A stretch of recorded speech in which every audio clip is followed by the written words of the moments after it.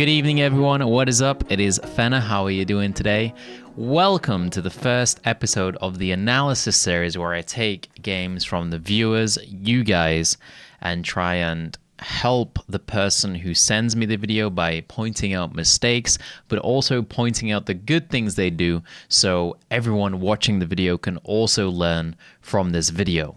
In this video, we have a guy called Monkeyfish who is a regular viewer and sub of my stream. I've already watched the game and I'm going to point out a bunch of things that I noticed that I think are valuable to know. So Monkeyfish plays Ana throughout the entire game. So the first thing that I noticed in this game is that Monkeyfish goes ahead and checks the profile of the Mercy player. Now, this is a really good thing to do. Mercy is obviously not a popular pick right now in the higher level games in competitive, and people really dislike when she's picked. 90% plus of people playing competitive would also agree that Lucio is a better pick than Mercy here along with Ana. So when there is an off-meta pick, it's really good to check out the guy's profile to see if that guy mains the hero. I'm all for making the perfect team composition. However, if you look at a guy and he just does not play the hero that you want him to play, it might not be a good idea to try and force him onto it. He might not be happy with it, and he might just not be good at that hero. So in this scenario, the guy he checks out plays a lot of Ana, and obviously Monkeyfish wants to play Ana here. In this scenario, if Monkeyfish is happy playing Lucio, I would highly recommend that he switches to Lucio and gives this guy Ana. Lucio's speed boost is just invaluable on attack. Almost every team uses Lucio on attack. And the guy's profile is inspecting. Obviously, he doesn't want to play Lucio. Now, I'm just going to assume that Monkeyfish is pretty much an Ana main, and that's why he didn't want to give up Ana. But it's just a good thing to think about checking your teammates' profiles to try and craft the perfect team composition while still getting people onto heroes that they're good at. Basically, sometimes it's good to let people play the heroes that they're good at instead of trying to force them into the ideal team composition, which is why checking the profile here is a great idea. So the first big mistake that I noticed from Monkeyfish, and this goes for a lot of Ana players as well, including myself, is that he's spamming like crazy on his weapon. Sometimes even firing like 4 bullets into a Reinhardt even though he's already max HP. It's a very easy habit to get into, but one that can be extremely detrimental. The reason being is that Ana's reload time is a huge interrupt to the healing per second that she's putting out. Therefore, if you're wasting shots on fully healed targets, then the chance that you have to reload in a situation where you need to be shooting goes up. You don't want to spam 4 bullets into a Reinhardt and then find that you're reloading when he needs those 4 injections to keep him alive. It could easily be the difference between winning a battle and losing a battle. I also found that Monkeyfish fired out sleep darts in very thin value situations.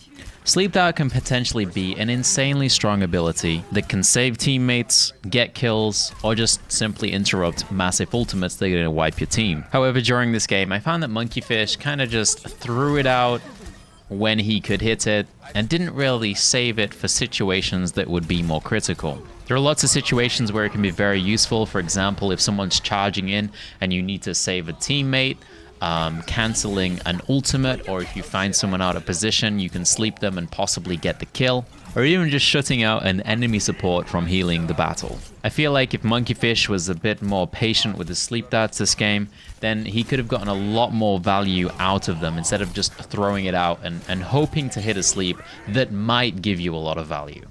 The positioning from Monkeyfish this game, though, was really good. I don't think I found a single situation where I felt like he was out of position, where he didn't have vision to heal his teammates, or he died before he should have done.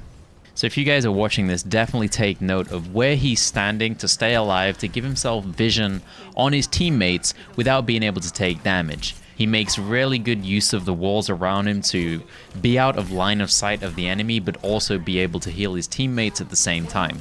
The grenade usage is also great, and the reason why I wanted to touch on this is because I think a lot of people don't realize the strength of aggressive grenades. The aggressive anti-grenade is one of the strongest tools in Ana's kit, and one of the main reasons why she's picked so much. Monkeyfish made great use of the anti-grenade the entire game that secured kills that would not have been there if he didn't use it. If you're watching, then take note of how he is patient to the point where he only throws out anti-grenades if he feels like it's actually going to secure kills, and he saves the healing grenades for points where he actually needs to burst heal.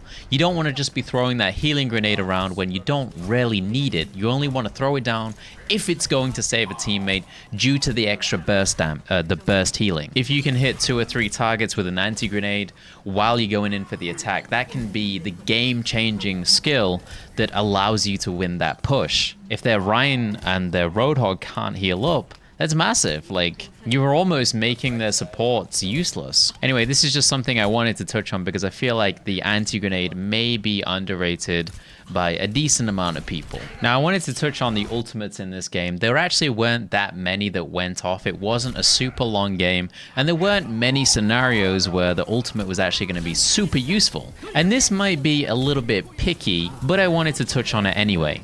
In this entire game, the team never had a Lucio, and that changes how the nano boost is used because it no longer has the movement speed bonus. I noticed that Monkeyfish went for a few Reinhardt boosts this game. Most of them did turn out well. One of them wasn't so great. And the reason why it's an important thing to think about is because if there is no Lucio when you're boosting a Reinhardt, he cannot get to people. So that means you need to make sure when you boost Reinhardt, there's something else there that allows him to make use of that nano boost, whether that's a Zarya ultimate, or if he's currently in charge on a bigger targets. For example, if he hits a charge on a Reinhardt, that is a good time to boost him because he's going to be able to do more damage with his charge to be able to kill that Reinhardt, and he's probably going to be in the pack to do more damage to the enemies.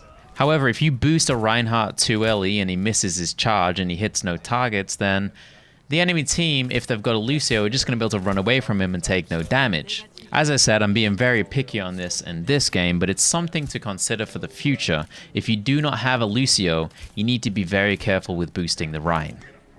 Anyway, guys, I hope you enjoyed this analysis. I hope you were able to learn something from it. I hope this helps out Monkeyfish a little bit. And shout out to Monkeyfish for actually sending me the file, recording it and sending it through. If you guys want to have your game analyzed, make sure you look down in the comments below for instructions on how to go about that.